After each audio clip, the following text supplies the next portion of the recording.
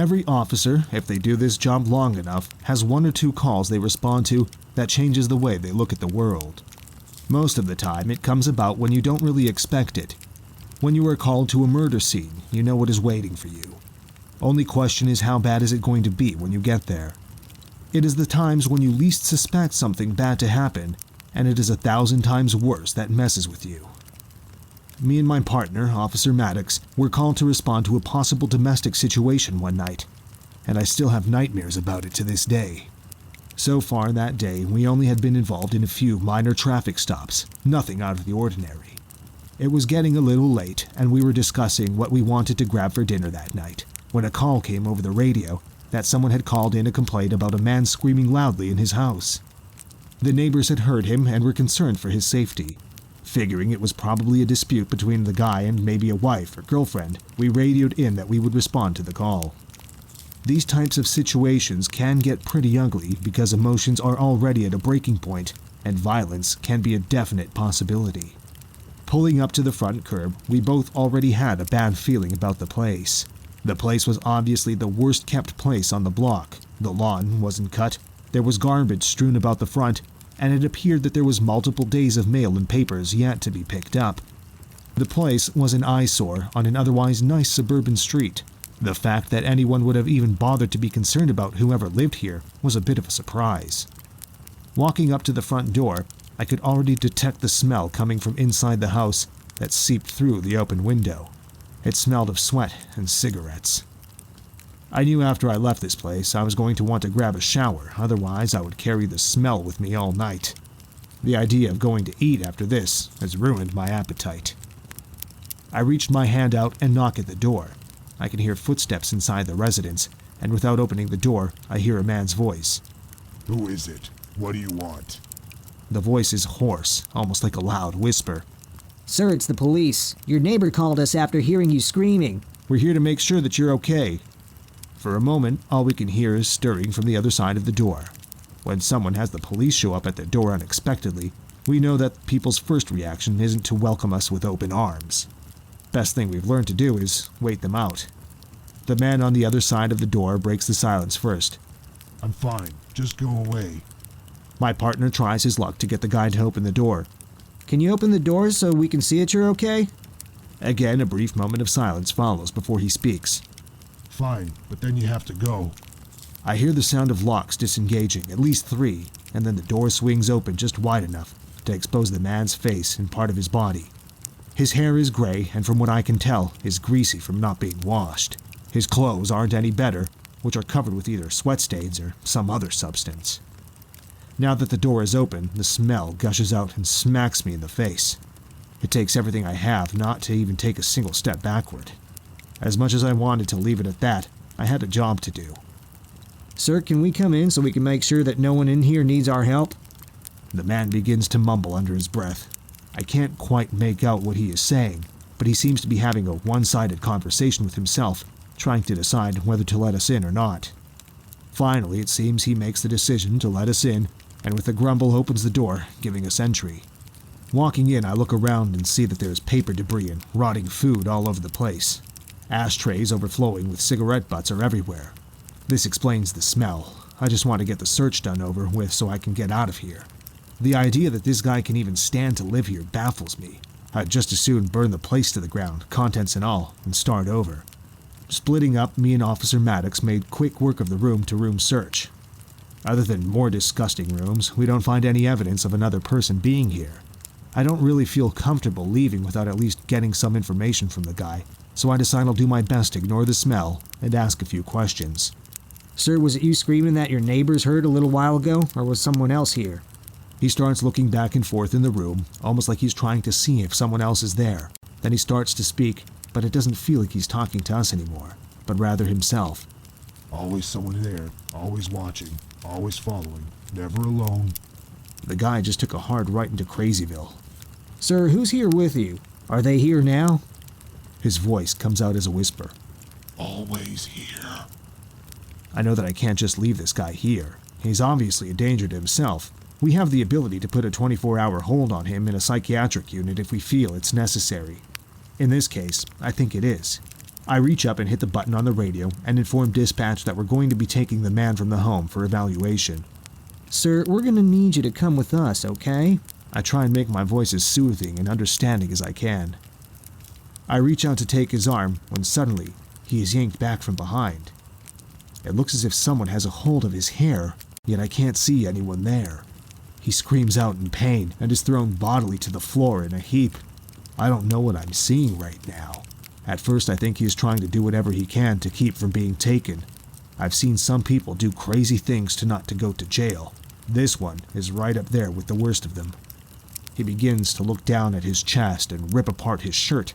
It doesn't take much for the stained piece of worn cloth to give way, and I see 4 long scratches on his chest. In places they are trickling with blood. If they had been there before, we would have noticed the red stains on his shirt. These just happened right as we stood there. His head is violently ripped back again, and again, by some unknown force. All I can do for a moment is stand there in shock as I witness this going on only a few feet in front of me. I've been trained to deal with a lot of things, but this isn't something that I've ever seen before. I'm convinced this is some sort of violent, manic episode, but I don't know how the scratches got on his chest. Officer Maddox is the first to jump to action. He lunges forward and grabs the man under both of his arms and drags him from the house. As soon as he gets outside the door, whatever is happening to him seems to stop immediately.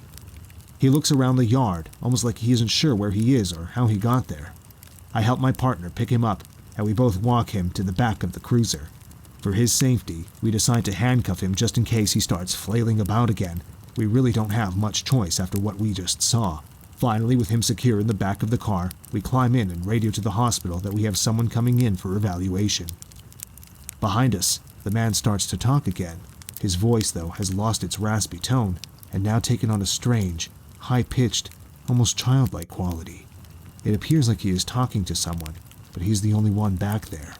Both me and Maddox are creeped out when he starts to giggle at whatever his twisted mind is telling him.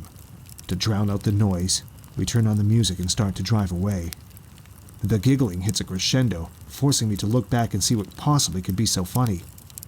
Out of nowhere, a small bird slams head first right into the windshield of the car. My head swings back around in time to see my partner, startled by what's just happened, swerve nearly into oncoming traffic. The impact has left a small crack in the glass, and where the bird hit, you can see a small bloody splotch. Did you just see that? It just flew right at us, Maddox said. I turned back around to look at the man in the back seat. He has on his face a satisfied grin, a knowing grin. We dropped the man off at the hospital a few minutes later without any further incidents. That day is one that I'm sure Officer Maddox and I came into contact with something far worse than some crazed guy holed up in his house. It took me a while to accept what we had seen that day. Something was there in that house with him, and that something didn't stay there when he left. It was in the car, and it killed that bird, and the memory of that day will be with me forever. During the 15 years that my mom spent as a police officer, she spent 5 of those as a canine officer. Her and her dog Hugo were a great team. They had a number of busts together and were widely respected as valuable members of the squad that she worked at.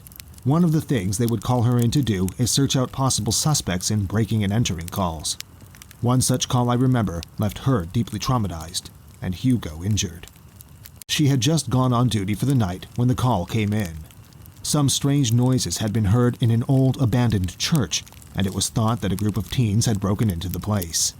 My mom was dispatched to the scene with Hugo in order to check out the property and to break up whatever was going on there.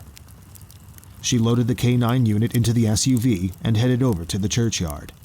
When she arrived, she planned on doing a sweep around the perimeter of the building to see if there was any sign of forced entry. While doing this, she would also check the windows to see if she could see anyone inside. From the time that she took him out of the car, she described Hugo's behavior as strange.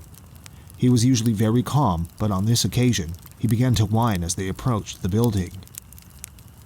Once at the front door, she tried the handle to see if the door was unlocked. To her surprise, the door clicked and opened and swung silently and easily open.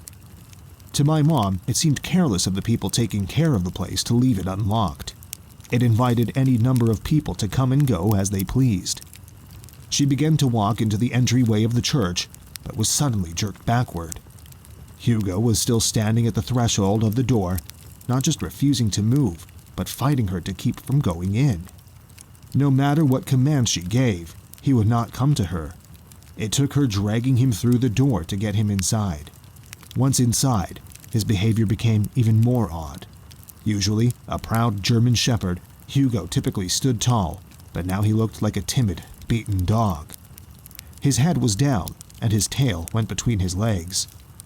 My mom tells me this should have been the moment she left, but she ignored the messages her canine partner was giving her. The entire building was nearly pitch dark, so she had to use her flashlight to see.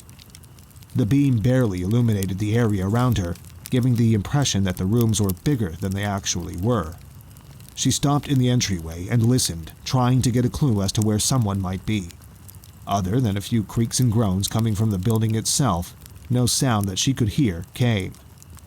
She figured the safest thing to do was announce her presence and give whoever might be in there a chance to come out on their own.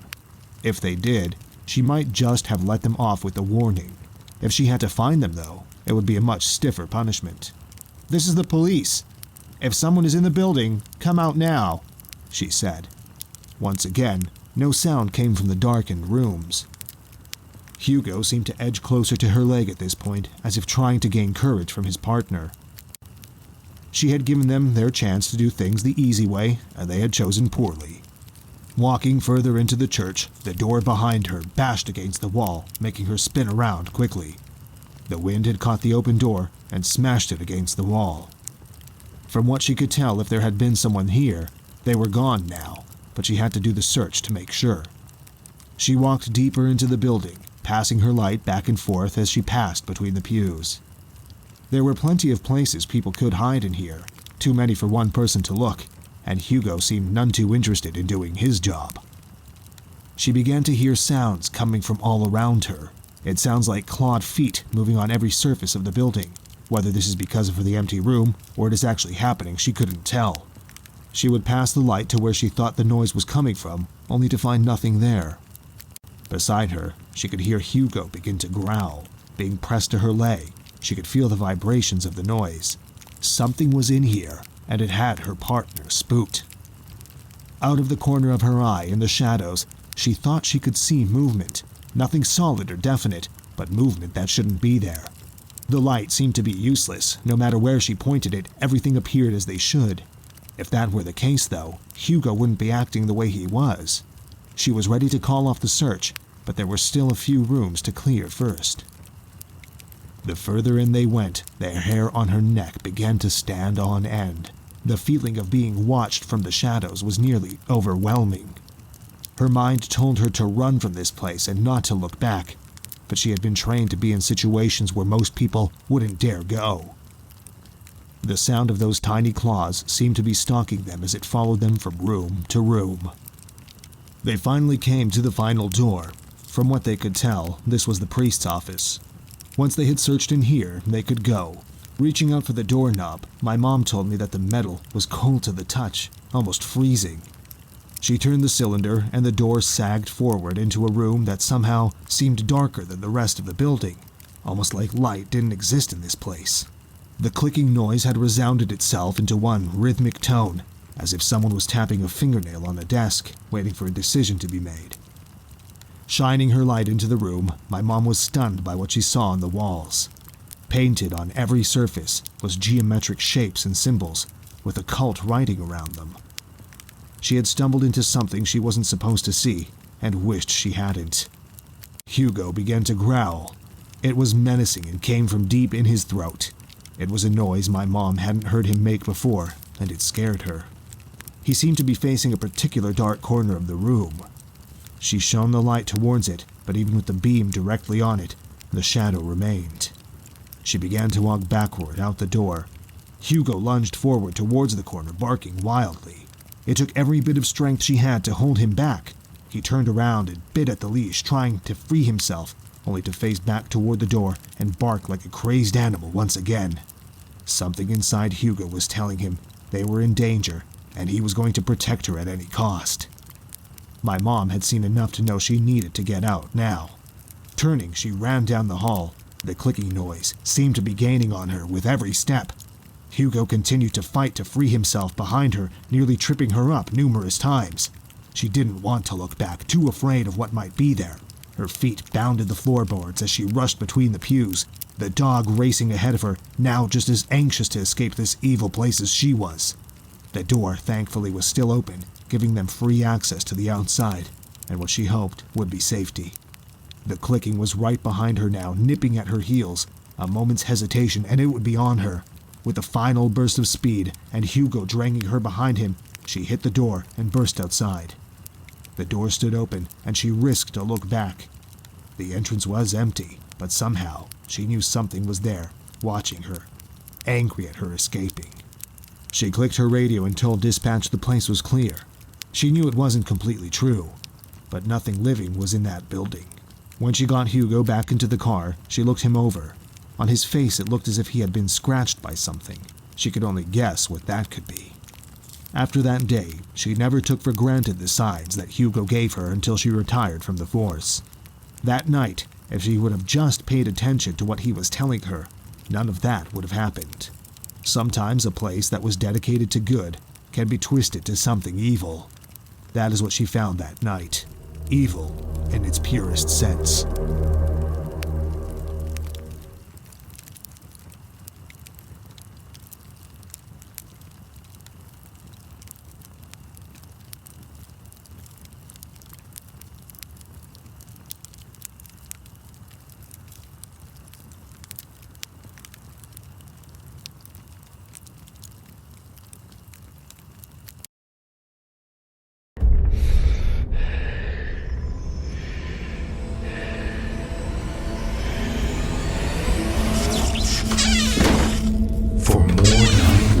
True ghost encounters and scary stories on YouTube. Be sure to like and subscribe.